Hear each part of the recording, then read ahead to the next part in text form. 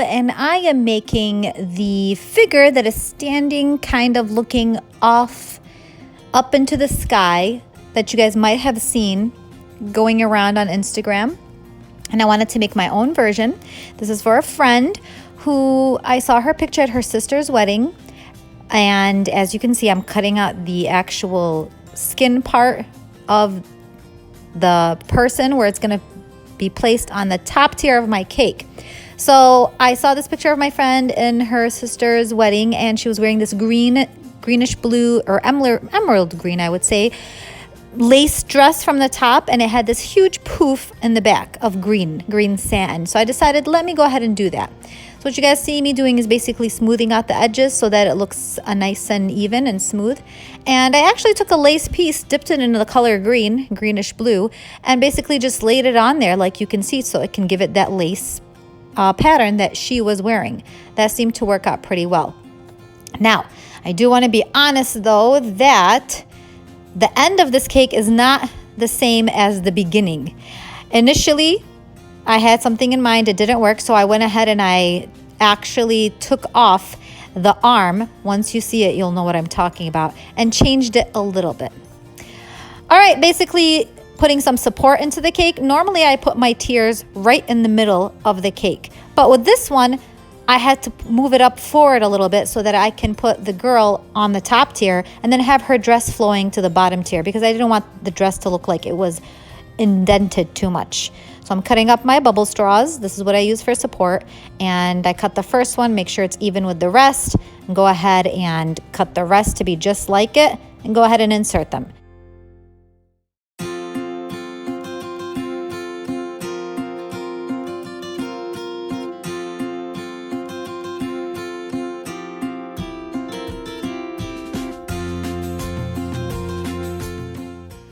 So now I'm airbrushing the top and bottom of each tier very lightly with green, although I made the mistake of doing it in the house, which you should never do, because now there is airbrush green everywhere. The bottom of my feet were green. Oh, had lots of cleanup to do. Okay, so I steamed the cake a little bit so that the figure can stick on it. And you'll see what I mean when I post the final product. But what I decided to do was actually cut the arm and create it and extend it out so that she's holding a butterfly. And I also cut her waist to be a little bit smaller because I didn't think that looked very nice. Now I just took white pieces of fondant strips and kind of poofed them out from the top. I also steamed it so that it's sticky, and I'm basically just laying them on top of each other around the cake.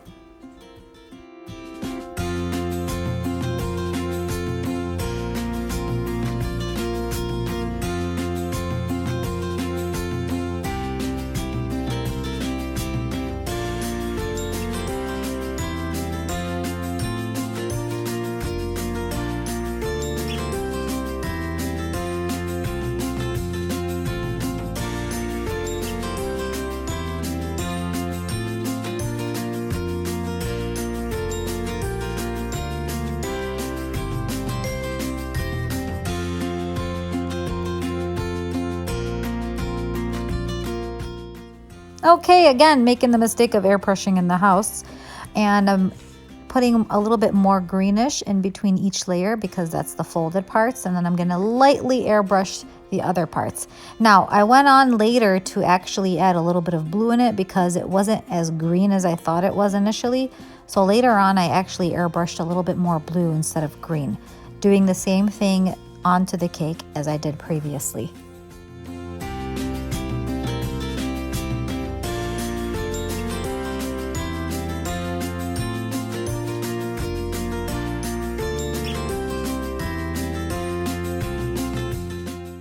So now I'm using an extractor to make the hair, which is actually a lot harder than it looks. And I steamed the head so I can lay the hair out. Now, like I said, the picture or the final product is different than what you see, and you'll see what I mean when I post the last picture.